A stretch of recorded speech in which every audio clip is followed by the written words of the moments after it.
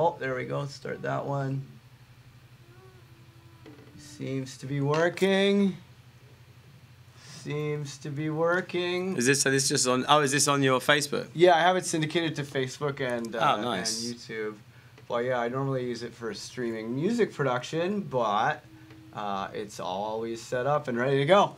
Okay, cool. So I think we're ready to go. And if I just put it like this, then I can see the chat. Okay. Hi everybody. How's it going? Pew, pew, pew. Surprise live stream. Surprise. Woo! All right. So for those of you who don't know, Ill Communication. If you look up the hashtag Ill Communication and Ill Gates, you will get tons of interviews with lots of my friends, and because they're awesome and they make awesome music and they're interesting and fun to interview. So Conrank and Lulu were just over here today as they're decompressing from Deja Vu, and he popped by the studio. We were checking out some pretty fire tracks that he's got on the go, and decided, fuck it, let's fire up the live stream and say hi to everybody. Why not? So Ranky, thank you so much for taking the time, man. Really appreciate it. Really appreciate it, man. Last day in LA before I disappear off into my little habitat studio, and you won't hear from me again for another month, you know. Yeah, as you do. You know, those tracks don't make themselves. They do not. No. You got to get in there. So tell us about the trip. Oh man, Deja Vu was, yeah, it was insane. As anyone who is on the stream and was there will know, right? And which you yeah, oh man, so it fun. was, take me back, man. Take me back. It was incredible. Probably drunk too much, to be honest with you. It's hard. Well, there were these waiters like going around with just trays full of drinks, just handing you drinks. You go for breakfast at 9 a.m. and someone would be like, they'd be like tequila, pina colada, mojito, yeah, it was, you know, margarita, and you're like, when I told them I didn't drink, they were like, so just like inexcusable. What are you doing? You know, it was pretty funny. But yeah, I mean, it was like the last night when I played I did an all original set, and it was like, nice, props for that. I've said this, thank you.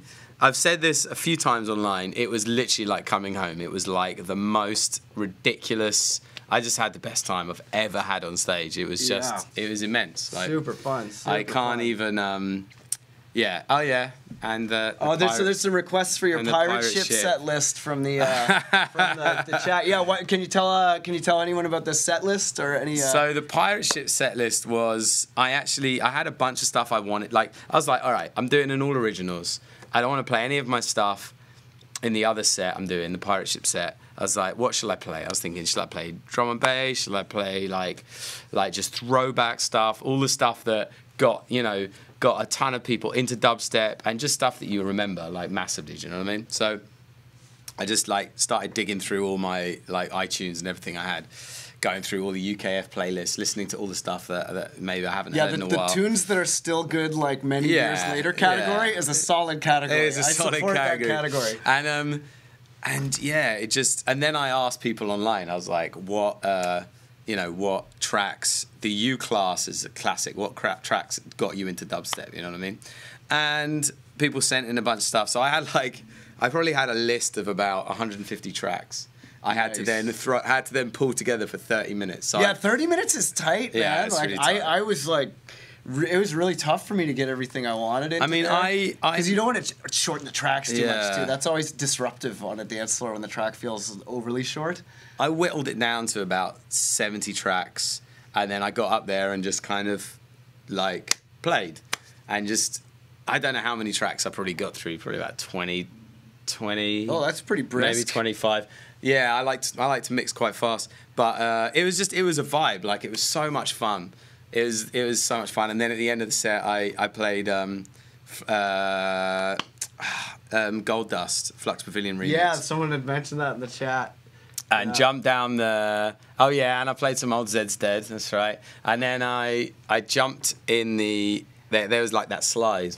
Yeah. So on the last song, you did it. I was fantasizing about that, but I was like, I've got my jeans on, I've got my phone, you know. See, I was ready. Stuff. I was at a pool party. I had my swimming stuff. So then I just ripped my shirt off, and and I left my earplugs in, man. So I went down the fucking slide. Oh, no. It was great fun. I went down the slide and just raged with everyone in the pool. It was brilliant. I had a great time. And then I got out and I'd managed to get rid of everything. My USBs, everything. I put everything on the table. And then I was like, I got out, talked to everyone, went up and I was like, my earplugs. Were they molded? No, Okay. yeah, they're molded earplugs. Oh, yeah, but no, then, those so are I'm gonna have to get, expensive. but it's all right. I just got to get the little filters replaced inside. So. Oh, okay, cool. And then I thought, because I got 2 sets, I was like, okay, I've got my backup set, also molded, right? So we then went to the beach. I got into the sea, started swimming around, and then I looked back, and this girl was like, "What's this?" And she had my earplug case. Oh, right? no. And I'd gone swimming with both pairs. So then not only did I ruin one pair, I then ruined the second pair. And I was like, oh, they're my earplugs. Give them back. And then I went and I opened it up and it was just like full of seawater. So I then had to like dry them out. Just before they finished drying out, I then dropped them in the sand. So Oh, wow. I smashed it that day. Yeah. That was a win-win day. Yeah, that was a good day. But no, the festival was amazing. So fun, man. So fun. And Yeah. like the music lineup was like I really like that Lauren, you know, because there's festivals when they book the lineup when they're like every artist on this lineup needs to sell tickets. Like we got to pack this out, and you can kind of hear the bottom line in the curation of the lineup. Whereas Lauren was just like, this is just all about the experience, you know. And that lineup, like, there's all kinds of people on there that you just really wouldn't see other places. But which yeah, is it was great, man. And fantastic, people were checking. So you know, fun. they were experiencing new stuff, and you know, like I'd never been to Mexico before. So Oh, really? It was like first time for me in Mexico. I used pretty French fun, a couple of times by accident. I was like, duh, instead of dos, you know. Yeah. So I felt a bit silly, but no, I mean, I drank too much beer, too many pina coladas, too many margaritas, too much tequila. The first night, Never too many tacos, though. Yeah. Never too many tacos. Yeah, super. Actually, I didn't fun. eat that much. Maybe that was the problem. I just drank. Yeah, the whole if thing. you can't sleep, eat. You know, that's usually a good policy. The first night, me, 12 Planet and Schlump, it was like Wednesday night. We just were on a mission. We were like, we're here. There's free tequila. Let's go. And it was Sounds good. Mayhem. There was, oh man, it was a really good time. I Yeah, had a really, really John's good a time. maniac. I kept hearing about how he was like cutting the rhythm so hard that he almost tipped the decks over during his set. My missus was in the booth. We were standing there, and she was like, "Look at the way he DJs." She doesn't know what that was. She was just like, Yeah, just it's really levers. funny. He was just like he's like driving a robot. Yeah. Robot. Yeah, she said something really funny. She said we were there watching, because she's never been to like a bass festival before, like outside of China. She's been to some of my shows in China, and she's like, bass heads. She's like, they're like naughty kids. She's like, they're like. She's like, they're like naughty kids, and as the music goes, ooh, and then drops, they just get naughtier and naughtier, and then the bass drops, they get really naughty. And I was like, exactly that's what pretty happens. like spot on. Yeah, definitely. That's an amazing. It's like a analysis. giant, you know, it's like a giant playground down there, man, and we all had such a good time. Like, yeah, super fun. So hey, tell us about actually, you know, if any of you have any questions here, we are watching the chat too. So if any, and don't say anything nasty, all right? We have feelings, okay? Yeah, totally. Yeah, Dorfex Boast was particularly good. So were Digital Mystics.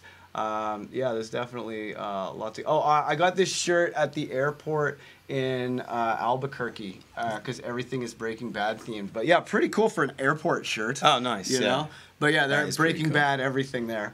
But yeah, so China. Why China? Why China?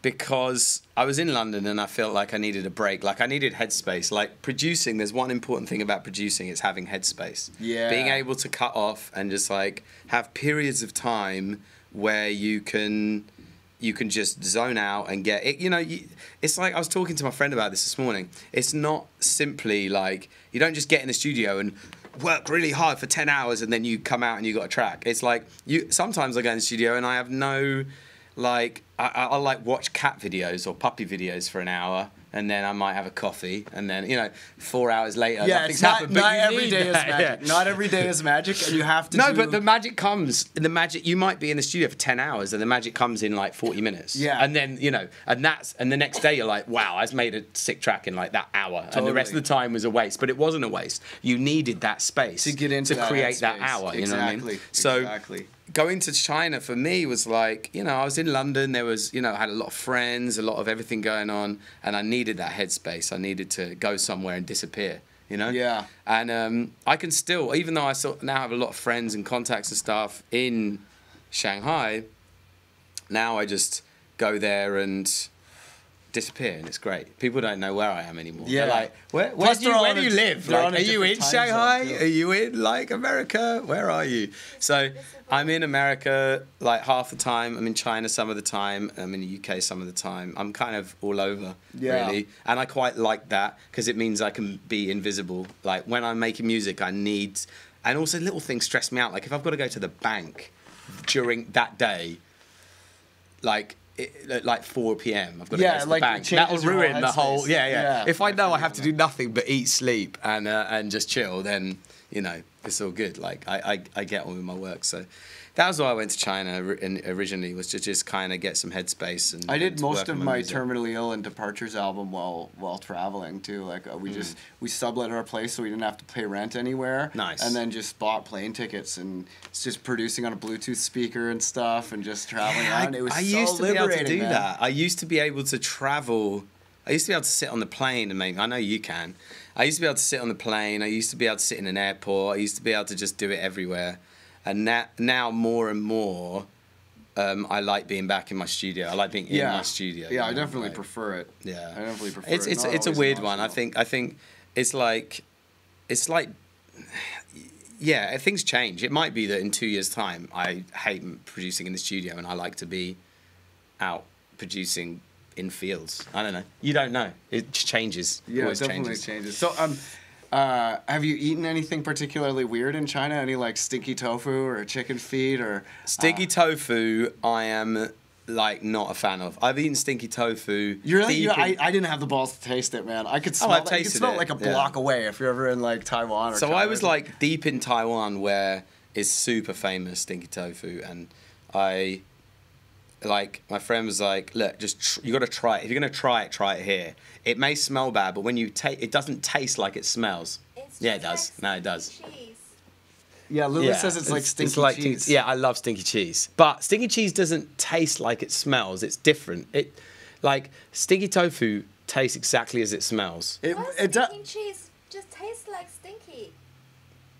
But at the same time, those are wise words, Lulu. Wise words. Yeah, I'm not a stinky cheese fan personally. See, I can't disagree with that, but I've always liked stinky cheese. So I totally understand. Just for me, I can't fuck with stinky tofu. I love tofu, though. Tofu in general. Have I eaten anything weird? I refuse to eat anything too weird. Like Lulu, like squid on a stick is pretty badass. See, that's not weird. Like for me, that's it's super weird tame. for a lot of people. I think like that's a lot of people, super if you tame. grew up like in the Midwest and someone handed you I've a tried squid on the chicken's stick, feet. you'd be like, what the fuck? I've tried chicken's feet. I'm not particularly a fan. Lou is the master of this. Pig's brains, duck blood, like that's what's up. She's that's like you eat that shit, you'll live forever. She's a food thug, She'll go through everything. No, because they died for us. Why don't we just take? No, I have to say this. I respect I have to say She said they died for us. Yeah, that was her argument. I'm on a vegetarian tip at the moment, but I do like meat, and I have to say I have a massive respect for China because. And just all countries that do it, which is they use all parts of the animal. Do you know what I mean? That's like very cool. If they're if an animal's going to die for food, use everything. Like they'll eat the pig's feet. They'll go through everything and make sure every part of the animal is used. I think that's actually very. We make respectful. our own broths and stuff with like bones and everything. Like we always like give the bones to the dog and stuff. Like we're pretty. When I was in the UK, if I ate a chicken wing, I'd eat you'd eat like the main meat and then you'd leave it. Now. Like after I met Lou, after I was in China, like they, you know, everyone strips the bone, the tendon, everything, you get like the cartilage little and cartilage, stuff, and, yeah. and then you left it. Sorry for anyone watching that doesn't like talking about eating meat. No, but we're talking I about apologise. respecting the animal. But we're talking about respecting the animal. It's coming from a place of yeah, respect for the and now I get angry with my friends. I've gone to that side, and now I get angry with my friends when I see them waste so much. You know, Yeah, like, they waste so much. Like, Yeah. but anyway, yeah, I'm feeling really good. Like I haven't, you know, I have to admit, after being in Mexico and being here the last like week, I have eaten a bit of meat, but generally. Getting off meat, I felt so much like lighter and cleaner. Yeah, it makes it's a really big difference. nice. Yeah, I was really a nice. vegan for like many years, but then I got all these food allergies and stuff. And Yeah. couldn't eat wheat or tofu or peas or nuts or like corn. And I was like, damn, that's like all the things. Like, Yeah, what am I yeah. supposed to eat? You know? Did you like them before? Yeah, I ate too much of them though because I was vegan for a really long time. So and all the vegan like protein's all like bean protein or nut protein. So I just like overdosed on all the vegan things and But, you know but got if allergies. you liked them, why did you quit eating them? Because I would get like a rash and Get indigestion allergies. and stuff. Allergies. I had an intolerance. All right, so here let's do some crowd questions. Was Lauren around with you guys? Yeah, I saw him a bit, and he did seem like he was having fun. Yeah, I saw him very briefly. I saw him very briefly. We were chatting online, chatting on the phone, and you know, he was busy. I was sleeping or swimming. So we briefly met up and hung out. Because actually, although we made that track together, we'd never met. Like, Yeah. we did everything via phone, like having conference calls, like talking about, I'd be working on the track, he'd be working on the track, we'd be over the phone or like sending each other stuff. But we never met, so it was the first time we met at Deja Vu, cool. which was dope, you know. Yeah, he's a real teddy bear in person, man. He's Like- lovely, man. Like Yeah. really thoughtful and like really just like, you know, kind to people. He'll like Yeah, he's a he'll like lovely remember dude. your birthday and shit, you know. He better. I expect a card on my birthday, all right? What did you guys think of the Slug Wife crew? I'm a huge fan, Yeah. actually, the whole crew. Caught a bunch of their sets, and they actually might be coming over next week. So. I love the stuff, and sadly didn't catch anything. I actually missed way too much music, to be honest with It you. was tough. The stages were very far apart, too. It was Yeah. like really like a mission to get from And every stage to night I was stage. having like dinner, like meetings kind of thing. Like, you know, my manager was there, we'd have meetings and stuff. So it'd be like 7 o'clock, we'd go for dinner. By the time we finished, and then it would get to like, you know, 8:30, 9 o'clock, and then I'd go check out Lauren's set. And then after that, you know, Then it's into the mayhem. who knows? Yeah, who knows after that? Yeah. Okay. Jesse asked, did I record my producer workshop down there? No, but I was doing it off of these lecture slides that I made, and I'm gonna be doing the mixing workshop for all of you in the dojo and everything. Probably like I'll do it next week, I think. I might make a few more tweaks, but yeah, there's gonna be the new mixing workshop is ready. Nathan Meow Davis. Wolf. Yeah, Meow Wolf. Dude. Dude. Have you done Meow Tell Wolf? someone to put me in bloody Meow Wolf. Yeah, right? I want to play Meow Wolf. We want to play Meow Wolf. Because it's like, fun fact, it's not really up to the artists what to like, you don't go walk around and say like, hey, venue, can you book me? Yeah. Right? Like, the venue has to come to the artist. Yeah, So- people get upset with me sometimes when I announce a tour. They're like, "Why are you coming here?" And I'm like, "I don't. It's not my choice." You know? Yeah, like, yeah. the So if promoter's you gonna ever put want to me. see an artist, blow up local promoters on social media and show them that there's demand for the artist that you I want want to to come see you. I want to come play Yeah, for you. I want you to know? play Meow Just, Wolf you know. too. So yeah, people who are promoting at Meow Wolf, definitely blow them up. I'm excited for the Mr. Bill Gates set for Bisco too. Going to be fun. Yeah, what up, Ian Dillman, Nathan Davis? Yeah, I definitely would be down to do some Asia gigs. I'll let you know if I've had a couple nibbles in Asia, but Yeah, nothing it's like fun. it's an expensive flight, right? So And question about the chilling, we 100% have been. I mean, this is the first, we flew back together, so we got to chill then. But since I got back, I've just been trying to recuperate, really. yeah. I've just been like...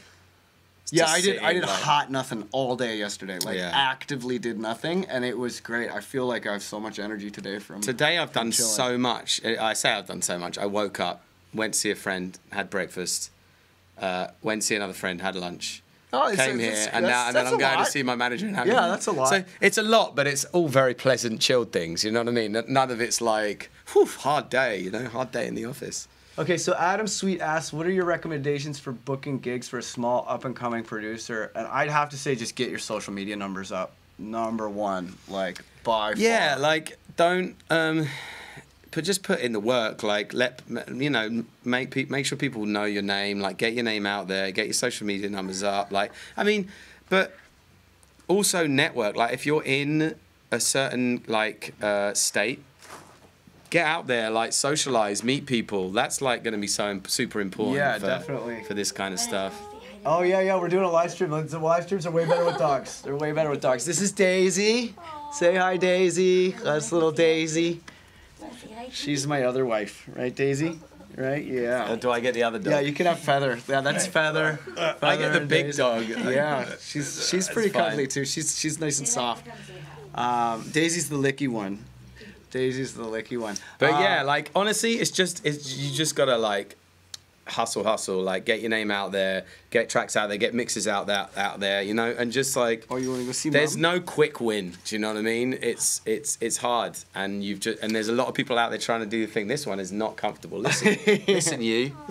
Yeah, Feather. Well, it's because they're obsessed with Nunik. They follow her around all the time. Ooh. Like if she goes to the bathroom and the door closes, they're like clawing at the bathroom door. Like they love her so much. We It's have crazy. dogs.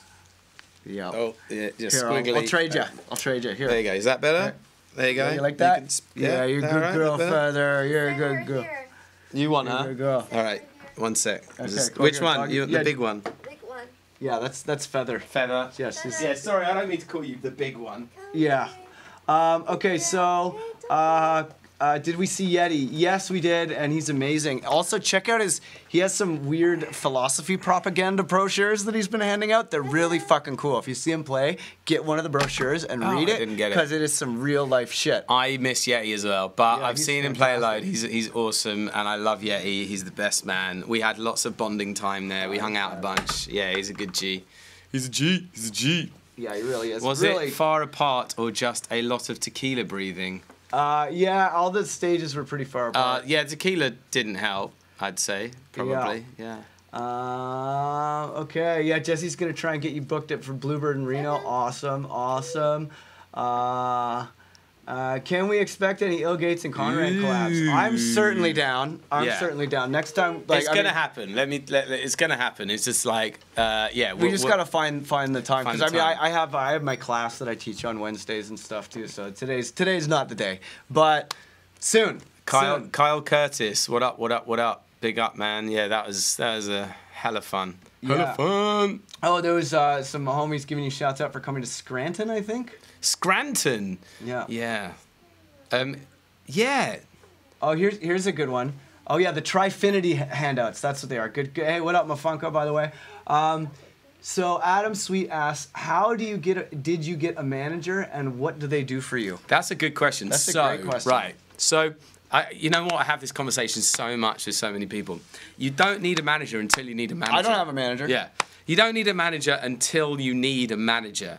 Like when you're at that breaking point where like everything's going well, you know, like you've got loads of music, blah, blah, blah, and you're just kind of getting to that point where you're like, I need help. I need some way to like, and someone will come to you. Very, very few times do you go to a manager. Yeah. A manager will generally come to you. It's the same with a booking agent, actually. Like people are like, I need shows. I need a booking agent. Nah, that's not quite how it works. You get a booking agent when you've got enough shows and enough bookings coming in that you can't deal with it yourself, and then a booking agent will come in. You know what I mean? Like it's a tricky situation. If you go to someone that could be your agent, or go to someone that could be your manager, and you're like, please be my manager, it does. You know, It's a big turn off for them. Yeah. It's like walking up with your dick in your hand, kind of. Yeah, you wanna, you know, you work hard, right? I didn't have a manager or an agent for a long time, and when a manager finally came to me and an agent finally came to me, they were like,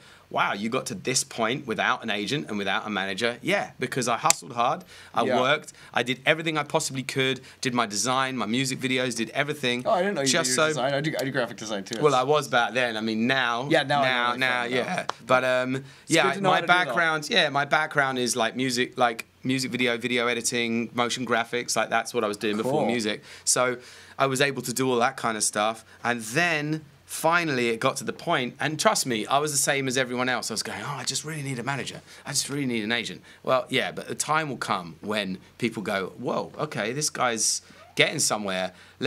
We can do something for him. We see there's some way we can help him. That's when they'll come in. So don't stress. Focus on the #1 priorities, which is making music and going to play shows. But before the shows, making music. Just make and music. Getting your social media numbers up. Yeah. Like to get over the hump, because basically, like, before you you can attract a manager or an agent, like, because there's several kinds of managers, right? There's people who are like managers who's actually like more of an assistant, and they're just managing, you know, helping you manage your workload, right? And then there's a manager who's going to be managing you and helping plan your career and helping to, you know, make strategic collaborations and blah, blah, blah, blah.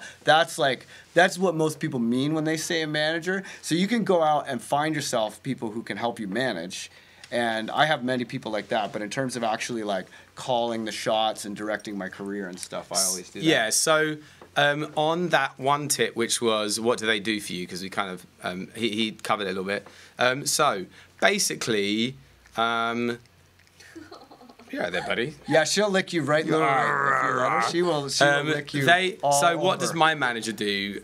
He does, you know, he'll come up with plans for the rest of the year. He'll figure, you know, if there's any issues he can spot. He'll just basically they figure out how to make your career better, like on all aspects. And if someone comes to you and wants you to do stuff with you, collab, anything business-wise, they'll take care of that. They basically allow you to sit in the studio and make music and not worry about the small things too much. Basically, they take care of every day-to-day aspect, you know.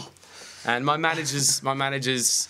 Don't tell him this, but he's fucking great. He's awesome. Okay, yeah. Cool. Secret safe. Don't tell him. Okay. Don't want him to be too comfortable. Do you think you'll play the Wakan Festival? I'd love it if they booked me. Yeah. Yeah, you got to ask them to book us. Ask them to book us. We both want to play. Yeah. What are your favorite conspiracy theories? My favorite conspiracy theory is that the people have no power, and that all the politicians are the same, and that you should just go to work and not think about politics and stay in your lane. That is bullshit. I'm calling bullshit on that right now. The people have all the power, what are and my favorite all conspiracy these theories? I don't even know, actually. You don't even know? Honestly, like, I tell you what, over the last, 10 years, I've kept so away from all that stuff and everything. It can get depressing. I've honestly just kind of, up until 6 months ago, I didn't really have a TV in the house. That's great. I don't have any news apps on my phone. I keep away from as much as possible. And yeah, a lot of it just makes me angry. But I made this "Fuck Donald Trump" Rage Against the Machine remix that I've been playing out, and it's like, it's really healing to hear a room full of people screaming "Fuck Donald Trump" at the top of their lungs. It really helps me feel like the country's getting back on the right track. I played it in Kentucky, and they all yelled "Fuck Donald Trump" in Kentucky, and no one complained after. I've had people complain. You've had people complain. People complain. Yeah, this one of my friends was in. We were in Chicago, and this dude was like friends with one of my friends, and he was all on mushrooms, and he was like trying to explain to me why Donald Trump was awesome while he was like high on mushrooms. That was a weird conversation, let me tell you. That's really, really weird. Yeah, that was a weird one. Yeah. But yeah, it definitely felt good. What's up, Brandon Bailey? How you doing out there? Chris says, were artists always backstage at Nectar set during Deja, or were you able to see it proper? Yeah, I mean, here's an industry secret for you. The music doesn't sound better backstage. It doesn't. We weren't backstage, actually. Yeah, I didn't go backstage. I was backstage. The first set, we couldn't figure out where there was actually like an artist spot at the back of the crowd where you could go, like a fenced off area with a bar. Yes, so I didn't find that until the second day. First day I was up the front, like by everybody, like by the thing. And it was pretty epic. It was my first ever live Bass Nectar show. But all three. Yeah. So it was 1, 2, 3. They were so good. My favorite was Sunday though. Sunday was really good. I really liked the end of the no, there wasn't doing Sunday. Sorry, Saturday. Yeah, I like the end of Friday. There was this all epic stuff on Friday. But yeah, no, we weren't actually. We'd go back there, get a tequila, come back out, and then the second and third day, I was at the back watching, and they had a bar there, so we were okay. Yeah. Conrank, how do you not break an ankle? Good question. How have I not? I've. Oh my God, I shouldn't say this. And touch wood. Touch wood. Yeah. How have I not broken anything? This is like pretend wood. Yeah. The synth's real wood. I almost broke an ankle actually. I was playing a show. I was playing a festival, and I totally miscalculated how high the stage was. Jumped off the stage like. And it was like as high as this ceiling. It was ridiculous. And I was like, ah! And I landed on the floor and was like, Krang. Oh man! I just sprained it. I didn't. Luckily, it didn't. Yeah, that can really put a damper. No, you know what? It was hard on those CDJs actually, because basically the Oasis. I hate being too low behind decks, right? Firstly, I like to scratch every so often, but secondly, I feel like I can't. No one can see me. I can't see anyone. You know? I don't like it either. I use CDJ. Cases this one time. I've done that many a gig. And you know what? They were sliding around everywhere. It was tough. Yeah, there was a couple of moments where, I almost pulled my groin. It's like they slid like left to right. The scariest though is when they have those big megawatt lasers on the stage, because they aim them real careful so that they don't hit the audience. But a lot of the time there's like zones in the booth where if you look into that laser when it burns, you will be blinded. And that shit is scary. I'm always like really nervous that I would accidentally catch a laser in the eye. Do I book all my own gigs? No, Greg Sober from Spin Agency does my bookings. How do you get your social media numbers up without paying for them? Basically, look up like to download or follow to download. And there's different widgets and apps you can set up where, like, if you have, like, maybe it's a sound pack and if you want to get producers, or maybe it's a free download of a DJ mix if you want to get fans or whatever. You got to have something that they want. And throw up content that's interesting. And Slater. Man knows. Okay, so Kevin says, what kind of music is tearing up the China underground scene? Is there anything wildly different than Western EDM? Great question. What kind of music is tearing up the China underground rave scene? You know what? Like club tracks, like post-grime. Grime's big there. There's like this the left field scene is really big on like... Oh, cool. Like, it's crazy. Like, there's this... really interesting scene going on over there. Super art. Like, check out this artist called Tsusing. Tzusing. He's over in Shanghai. He does like kind of underground techno. He's on Lies. Was it Long Island Electronic System? Is it Long Island Electronic System? Yeah, Lies. L.I.E.S. He did a Boiler Room set. There's a guy called Zine who's been on my tracks. He's been on a couple of my tracks. He's really dope. Cool. There's loads of really interesting music actually over there. I think if you even just Google like Shanghai producers, check out guy Howie Lee. Yeah, Howie Lee is awesome. He's this guy Jason Hu, like H-O-U. Yeah. He did a more T remix. It was all like in 7-time signature and shit. It was really cool. And then Sonia Calico from Taiwan is really good. She makes like super melodic trap music. There's so much good stuff coming out of China. It's insane. There's loads of really good music. Yeah. Okay, go-to sound design plugins and software instruments. I really like OTT. Yeah, of course. That's actually the subject of this week's weekly download at 7 p.m. I didn't know all that. about OTT compression. Yeah. I like Sausage Fattener. I like my Moogs, but that's that's not a plugin. Yeah. Moogs, depending how you want to say it. it. The guy's name is Moog. Yeah, but I've been thinking of naming my Moog after Moogie Wilson. So that I can say Moog again. I use surprise serum a bunch, but not as much as you'd think actually.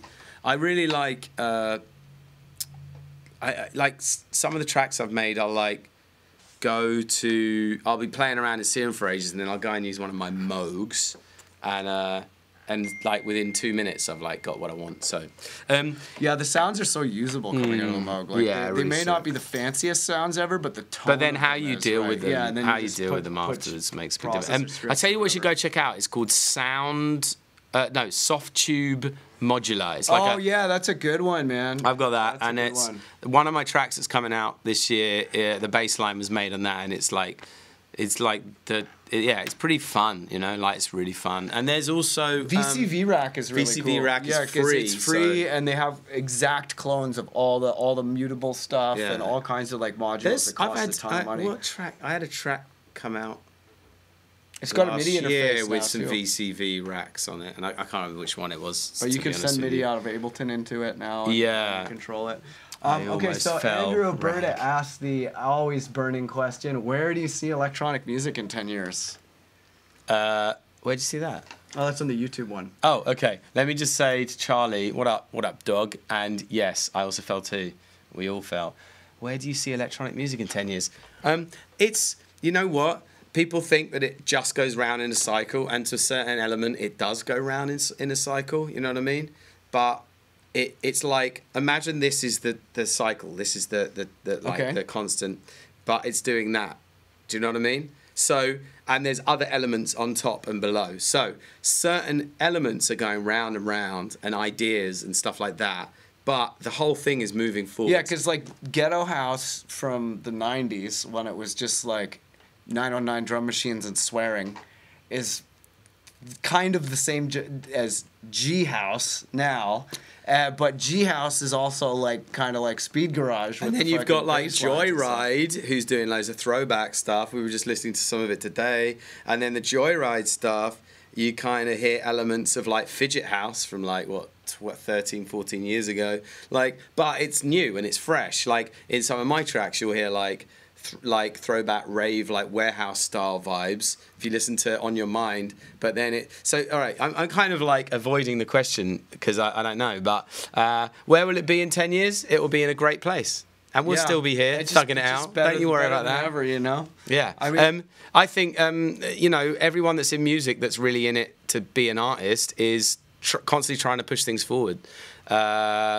And so hopefully it will be in a really interesting place, and we'll all still be here doing that. So. Yeah, I just like, I mean, basically the trend that I see in software is that they're just automating more and more of the boring stuff so that the artists can focus on the more creative stuff, you know? And like classic kind of example of that would be all these different devices that you can use to generate chord progressions or generate melodies, you know, for people who aren't necessarily the best piano players. The way the push, you can break the melodies out onto the pads and like not have any bum notes. Yeah. You know, and that's just, you know, that's really opened up the melodic dimension. And then like Isotope Neutron has artificial intelligence that helps you mix your track and make sure that the channels aren't in conflict and stuff. So it's really just helping people, you know, with this mix down. So basically, like, you know, the more of the kind of headachy, boring stuff that you can take out of the way, the more it frees the artist to be creative. So I just expect lots more creativity. I think like it'll always. I tell you what'll happen at some point. It'll get really loose and lo-fi, which is kind of doing now, and a bit more experimental. I love the lo-fi and then hip-hop resurgence. and then I'm all about that. and then it'll tighten up and become more clean and crisp again, and then it will become lo-fi again. But within that, it'll all be moving forward and being interesting. Now, there's another artist. I've got to try and remember. Her name's like spelt really strangely. I've got to find. There's an artist called Hyphy, but her name's spelt. I think it's HYPH 111E Hyphy. I think that's how it's spelt. Yeah, this right? is Shanghai, and there's but that's the only thing that's come up. Yeah, maybe one less one or one more one. Could be one. Yeah, less this is one why or- you got to make your artist names a little easier to spell, people. It's really hard. Like we're trying to give. Oh yeah. So it's HYP. So it's HYPH 11E. She's really cool. She's in Shanghai, and she's a young girl that's just like really doing some interesting stuff. Also, check out the label Genome 6.66 mbp. Like if you go check out Hyphy, you go check out that Genome label. That's what's really going on in the underground in China, well, especially in Shanghai at the moment. Like, have a listen. It's really interesting stuff. Yeah. There was something else I was going to say, and I totally forgot. Maybe it was something to do with something dropping stuff there. I can't okay. remember. When is the new Cipher mix dropping? Need that reggae. Yeah, we just got the video edit back for the Jamaica Cipher, so I think that's going to be next week now because we've got the mix done, all the tracks are done.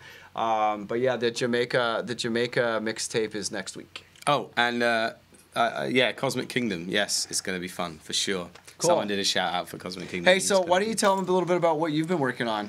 So, I've been as you probably noticed, I've been dropping a bunch of like singles like regularly, and that's not going to stop because I'm like releasing stuff and working on new stuff for this album that's dropping in the summer. So, can't say too much about it, but yeah, I'm super. Be excited. I heard some. It's exciting. Be excited. Very excited. Okay, cool.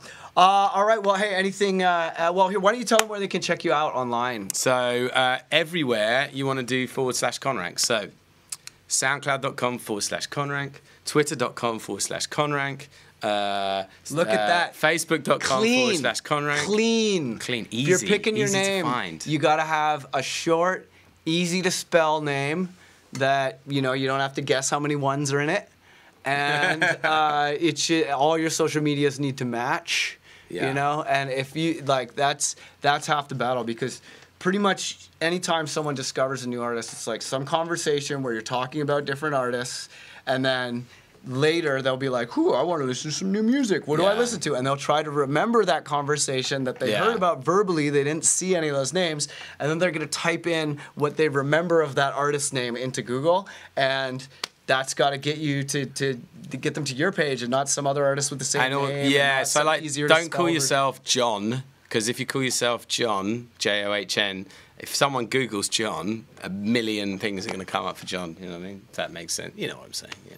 Okay. Oh, here's actually one more really good question. Adam's been coming with the good questions the whole time. How do you know when to listen to your fellow producers' input versus just trusting yourself? Whew, that's a hard one. I'd say always listen to their input. I, as well as any artist, at some point is going to get very defensive, you know, like about like people going, that needs improving or that needs changing. But don't get defensive. Take in what they're saying. Think about whether you like agree with what they're saying. If you don't agree with what they're saying, do what you want to do. But don't let it affect you too much. The other thing is as well. Whatever you're doing, even if it's not like anyone else, someone out there will appreciate it. The beauty of the internet nowadays is that so many people can hear it. I might hear something and go, damn, I'm not into that. Whereas someone else, there could be a million people around the world that will go, that is absolutely incredible. Also, the fact is, no one can tell you your music's bad. It's just they don't like it. It's not for them. It doesn't mean it's bad, you know what I mean? And if they're judging you on what they think of your music, if they're judging you as a person on what they think of their music, that means they have poo-poo in their soul, and you shouldn't listen to anything that they say or value their opinions at all. Yeah, just, keep doing you, man. Like, I'd say listen to what they say, but don't let it affect you. Don't take it to heart. Just see what they, take it in. If you agree with it, change it. Or you could try what they're saying, and if you don't like it, you don't like it. Boom, selector. So Sean Willa asks, what's your hat all about? Oh, okay, so this is, can I remember which hat I got on? You've got on a pink cat hat. Oh, yeah, no, it's a pig, right? It's a pig. Oh, it's a pig. It's a pig. Or is it not? It's a cat. It is a cat. It looks like a cat. So there's this like club like promoter in Shanghai called Love Bang. Check them out online. They do club nights in Shanghai. They've been going around. Easy to spell. Yeah, Love easy Bang. to remember. Love Bang. They've been going around. Shout to Ian. They've been going around for ages. They've been doing their thing. So yeah, Love Bang. Go check them out. Also, regarding artists in Shanghai, go check out a kid called Swimmerful. He's from the UK. He's living in China for ages. He's dope. And check out the label Subcult. It's SVBKVLT, but it's pronounced Subcult. Check them out. They got loads of interesting stuff happening as well. And Downstate as well. DOWNSTATE. Okay, cool. There's a question about, do you master your own stuff versus getting you were gonna say something someone else to do it? I will master my own stuff when I'm just trying to get a new dub plate or a new, like, you know, halfway done track good enough to play. But when it comes to releases, I nearly always have someone else master it, who's just spends all day mastering, and like that's their job. And 100% of their focus is on mastering. Their setup's designed for mastering. Their room's treated. They got speakers that cost more than your car, and they're like, you know, that's all they do. I'm the polar opposite. So I master my dub plates. I also master the tracks that come out. I've had the odd track, like Tonk Sound was mastered by We Bang Music. And sometimes... It's a good master too. Yeah, I'll... Props to We Bang. Yeah, I'll like, they're my go-to at the moment if I don't have time to like master stuff myself. But I've spoken to so many producers out there, and I'm like, yeah, I master my own stuff. And I'm like, I find it quite stressful sending stuff out to mastering engineers. Like, really? I find it stressful. I find it tough, and I don't know. Like, I really like mastering my own stuff, and so pretty much everything you heard today was mastered by me, apart from that one of the tracks. I just I know how I want the track to sound, but that's, you know, that's after many years of using mastering guys who are awesome. And then just finding out that I don't know, man. I just like, sometimes I'll mix into the master as well. So I'll master in the project, and then I'll adjust the mix while I'm mastering, and it gives me so much control. You know? Yeah, I was over at Seth Drake's house the other day, and he had 2 computers going, where he had his Ableton project that he was working on one computer, and then it was running out optical through ADAT into a second computer that was mastering it live. Oh, nice. And he, you know, though granted it added a bit of latency when you turn the mastering on, but that way he could work running right into the mastering setup. And yeah, it was good. Bing says all the Conrank masters sound great. Thank you very much. Yes, I mastered them themselves. I appreciate it. Okay, so how do you figure out how loud your bass, sub bass, and kick drum should be? When do you know how loud is too loud? You know what? I just mess around and experiment. So don't ask me. Ask this man here.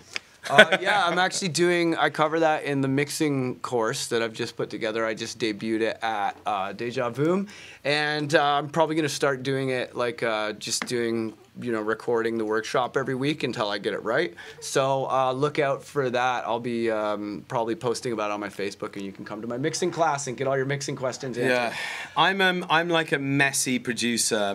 My projects are a mess. I'm a mess, and I'm trying to get tidier with it. This man here is like a scientist, you know. So. I get pretty messy too, dog. Yeah. I mean, like you see the wiring around here. Yeah, it's insane. I don't know, like, I don't have, he uses templates and gets everything set up, which I highly respect. I do that for the timer beats. Right. I just, like, what you see in the Ableton project, that's how I start. Like, I just go, let's see what happens here, you know? Yeah, and then, I know, I normally start from scratch. But the key is how you process that stuff. That's what makes you sound like you. Like the room you work in, the way you treat your sounds, the way you work on your sounds, the way you process them. Like, I could have exactly the same synth as him, but we could both make a bass line, or even we were both given the same bass line sample, it will come out sounding different because we're 2 different people, we've got 2 different ideas, and we're going to process them differently. Yeah, so much of the sound is in the channel strip, you know? Like, so much. And most synths, like, they don't sound that exciting until you work with them. But I wish when I was learning to produce that I'd had, you know, somewhere I could go like this, because honestly, yeah, I just taught myself in my kitchen. Yeah, takes a while, and a lot of mistake making. Yep. I have lots of mistakes. I have whole aliases that I consider a mistake. So. All right, cool. Well, hey, I think that's it. That's all. Matthew Diskin, big up yourself, son. After the crash, I'm not sure when it's coming out. I'm not sure what label we begin the long process of shopping it, finding a home, and all that. But yeah, if you want to hear After the Crash, come see me live. All right, lots of love, everybody. Thank you so much, Ranky, for stopping by the dojo and doing this impromptu interview. Thank you, Lulu. And shouts out to Feather and Daisy. All right, lots of love, everybody. See you next time. Peace.